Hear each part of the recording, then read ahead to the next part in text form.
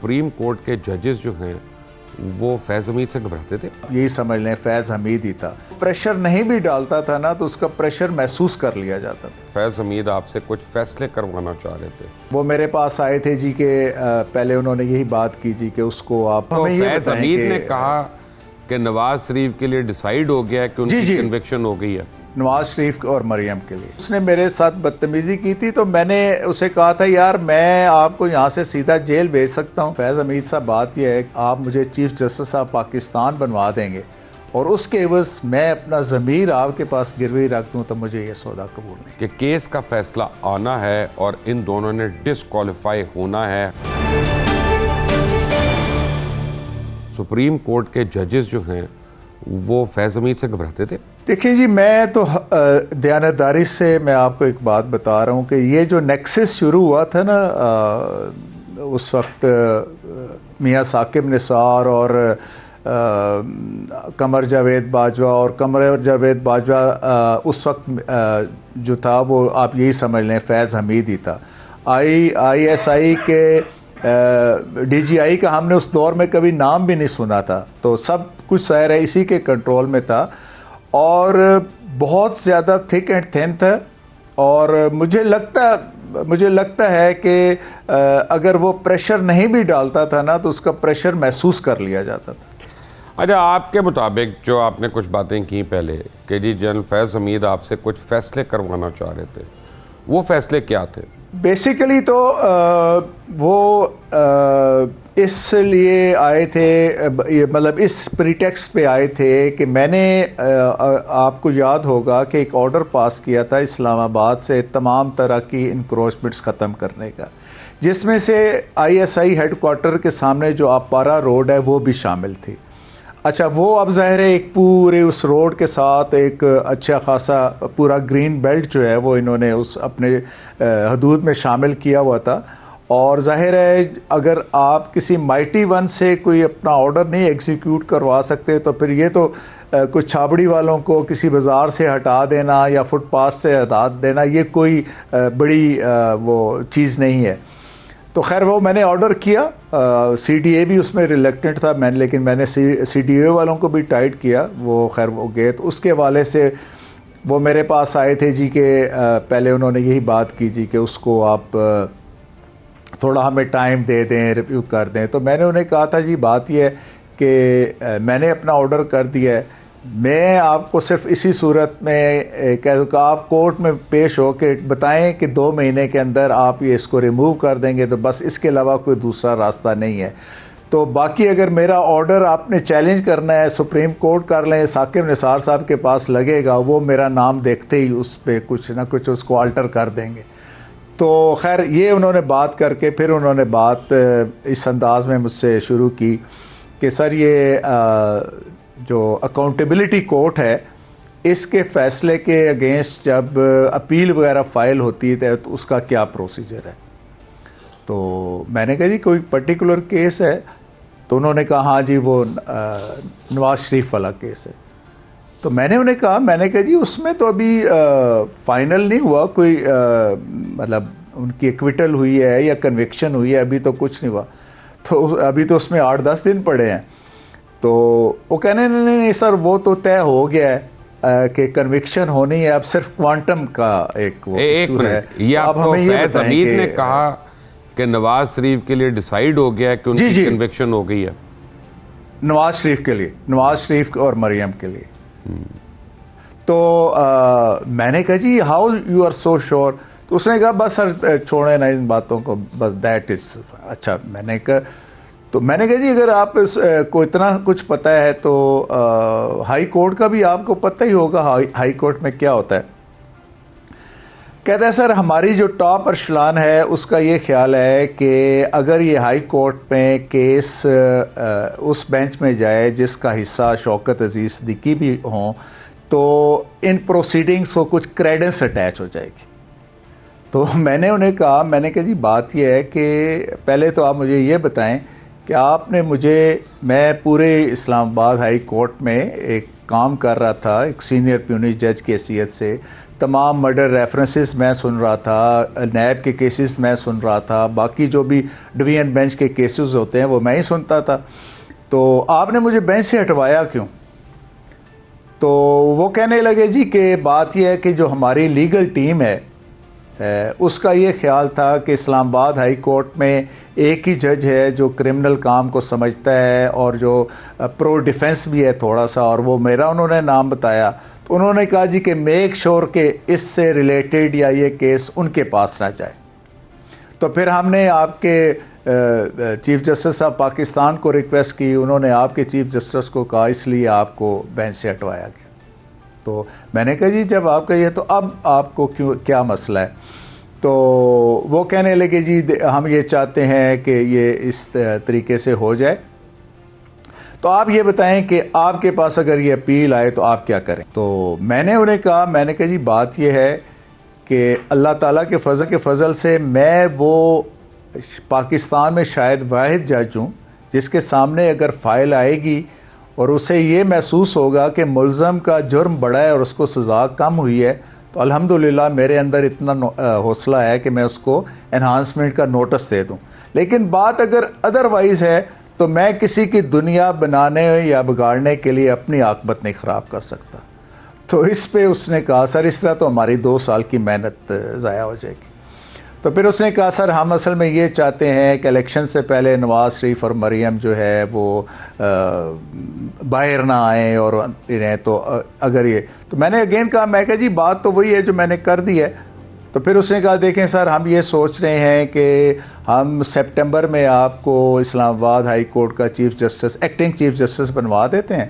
آپ کے chief justice کو میڈیکل گراؤنڈز پہ رخصت پہ بھیج دیا جائے گا. تو 26 نومبر کو آپ ویسے ہی پکے مطلب ریگولر آپ کی ہو جائے گی. تو ہمارے تو سر 2-3 نیشنل انٹرسٹ کے اور ڈیفنس پاکستان کے انٹرسٹ سے کیسز ہوتے ہیں، باقی تو کوئی. تو میں نے اس پہ اس کو کہا تھا، میں کہ فیض حمید صاحب بات یہ ہے کہ یہ تو اسلام آباد ہائی کورٹ کے چیف جسٹس کا معاملہ ہے نا. آپ مجھے اگر یہ کہیں نا کہ آپ مجھے چیف جسٹس آف پاکستان بنوا دیں گے اور اس کے عوض میں اپنا ضمیر آپ کے پاس گروی رکھ دوں تو مجھے یہ سودا قبول نہیں. تو خیر وہ پھر اس کے اوپر ان کو اچھا نہیں لگا میرا یہ جواب. تو پھر تھوڑا سا ان کا اس کے علاوہ تھا، دیکھیں سر یہ بڑا چلنا پڑتا ہے، انڈرسٹینڈنگ ہے، کانسیکوینسز ہوتے ہیں. مجھے ایک منٹ ٹھہر جائیں، مجھے ذرا شوکت صاحب لیٹ می ری فریز جو آپ نے ایک بات کہی ہے، اور تاکہ اگر کوئی ناظرین اس سے نکل گئے ہیں تو میں اس کو ری کیپ کرنا چاہتا ہوں. میاں نواز شریف سابق وزیر اعظم اسلامی جمہوریہ پاکستان اور مریم نواز شریف صاحبہ جو ان کی بیٹی ہیں، ان کے لیے آپ کو جنرل فیض حمید نے آ کے یہ کہا کہ کیس کا فیصلہ آنا ہے اور ان دونوں نے ڈسکوالیفائی ہونا ہے ہر حال میں، یہ ہم نے تعین کر لیا ہے. آپ یہ مجھے بتا رہے ہیں؟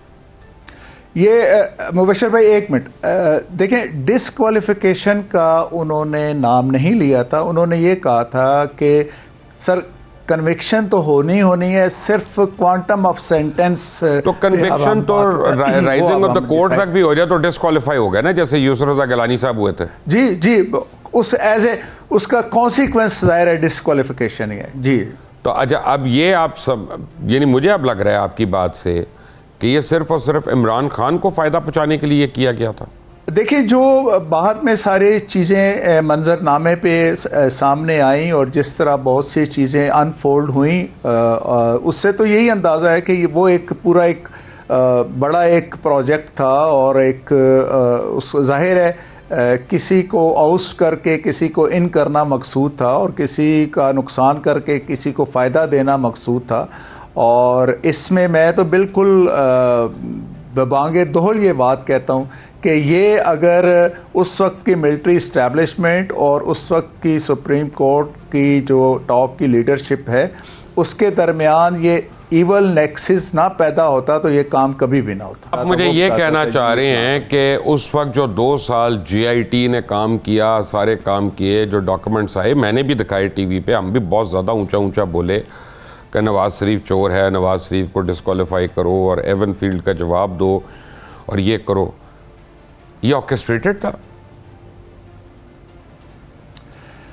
دیکھیں بالکل میں تو ایک نا قانون کے طالب علم ہونے کی حیثیت سے میں یہ بات کروں، میرے کسی ایفیلیشن نہ میری ہے کسی سائٹ پہ اور نہ ہی میں اس بنیاد پہ بات کر رہا ہوں. یہ سب کچھ اور بالخصوص جو سپریم کورٹ نے کیا کہ ڈائریکٹ ایک ٹرائل کر کے ایک ڈسکوالیفیکیشن کا وہ کیا، یہ ہماری ہزاروں سال پر مشتمل جو کرمنل سائٹ کی جورسپروڈنس ہے نا، یہ اس کو بیسیکلی انہوں نے اٹھا کے آپ یہ کہہ سکتے ہیں کہ دریائے سندھ میں پھینک دیا.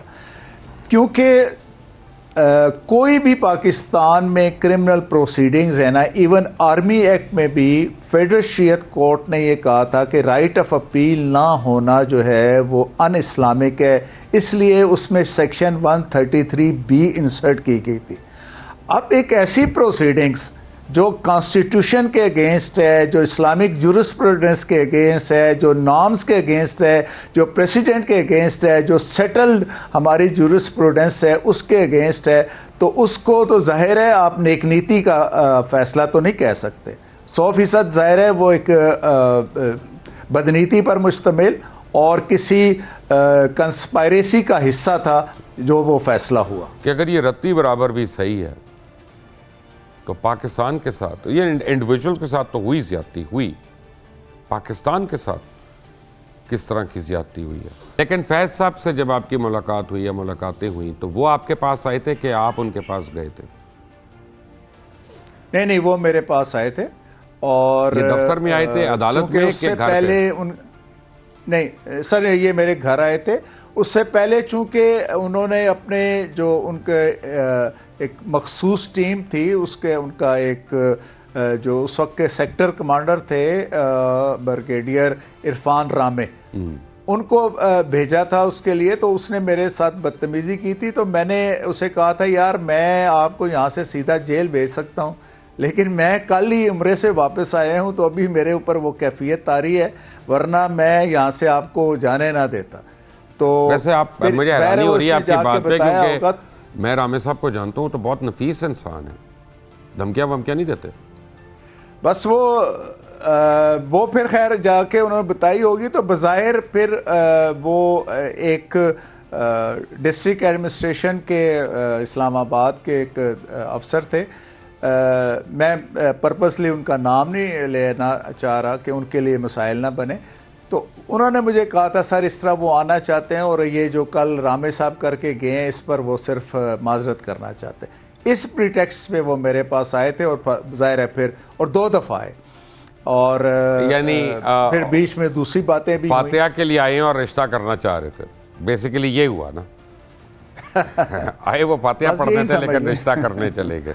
فیض حمید صاحب جو ہے نا، ان کے کردار کے متعلق جتنا بھی کہا جائے وہ کم ہے، اور میں جانتا ہوں اچھی طرح ان کو، اور میں یہ بھی جانتا ہوں کہ میں آنیسٹلی آپ کو بتا رہا ہوں مبشر صاحب آنیسٹلی میں آپ کو بتا رہا ہوں کہ ہم بھی ظاہر ہے ہم نے 77 سے آنورڈ چیزوں کو ہم نے بھی بہت کلوز سے دیکھا ہے، مانیٹر کیا ہے، لیکن جتنا آرمی کے انسٹیٹیوشن کو نقصان فیض حمید صاحب نے پہنچایا ہے نا، میرا نہیں خیال کہ شاید باقی ادوار کے انہوں نے آرمی کو نقصان پہنچایا، مل کے اتنا نقصان پہنچا سکتے. انہوں نے آرمی کو نقصان پہنچایا، انہوں نے پاکستان کو نقصان پہنچایا، اور وہ پاکستانی عوام کے ساتھ چوریاں کی، انہوں نے غبن کیا ہے پاکستانی عوام کے ساتھ.